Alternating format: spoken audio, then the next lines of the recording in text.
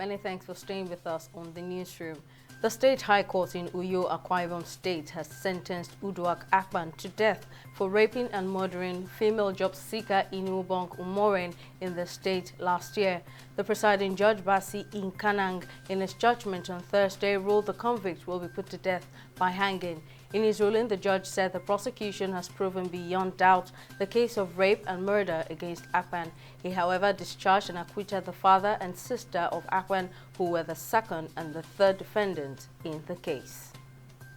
The trial of embattled former Deputy Senate President Ike Ekweremadu has been adjourned to October 31 and the senator returned to custody. Ekweremadu and his wife Beatrice were arrested by the London Metropolitan Police in June and appeared before a magistrate court in July over alleged organ harvesting.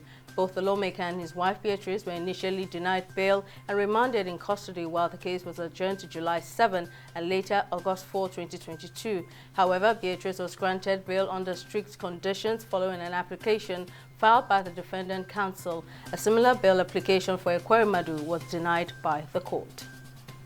As part of efforts towards tackling insecurity, the Federal Executive Council FEC has approved the procurement of utility vehicles, security gadgets and accessories to support security agencies by operating within the FCT at the sum of 1.835 billion naira. Speaking after the meeting on Wednesday, the Minister of the FCT, Mohammed Bello, disclosed that 60 utility vehicles with communication gadgets will be bought at that amount and delivered within 2 months. The minister further announced the approval of supply of various security gadgets and accessories to support security agencies in the nation's capital at the total sum of 847.1 million naira.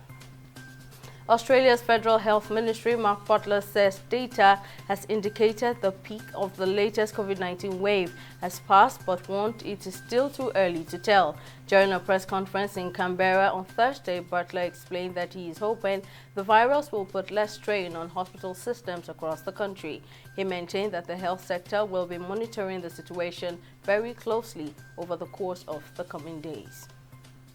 The Organization of Petroleum Exporting Countries, OPEC, has raised Nigeria's crude oil production quota for September 2022 to 1.83 million barrels per day, as Brent crude also dropped in price. Data obtained from OPEC shows that the 13-member organization increased Nigeria's oil production quota marginally from 1.826 million barrels per day in August to 1.83 million barrels per day in September.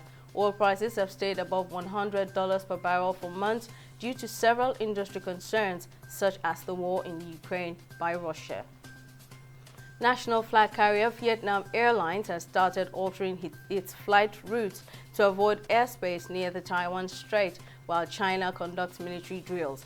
In a statement on Thursday, the company said it anticipated that at least 36 flight routes operated by Vietnam Airlines will be affected. The announcement follows China's criticism of House of Representatives Nancy Pelosi's visit to Taiwan. Napoli President Aurelio De Laurentiis has vowed never to sign an African player, only on the condition the player signs an agreement backing out of the Africa Cup of Nations.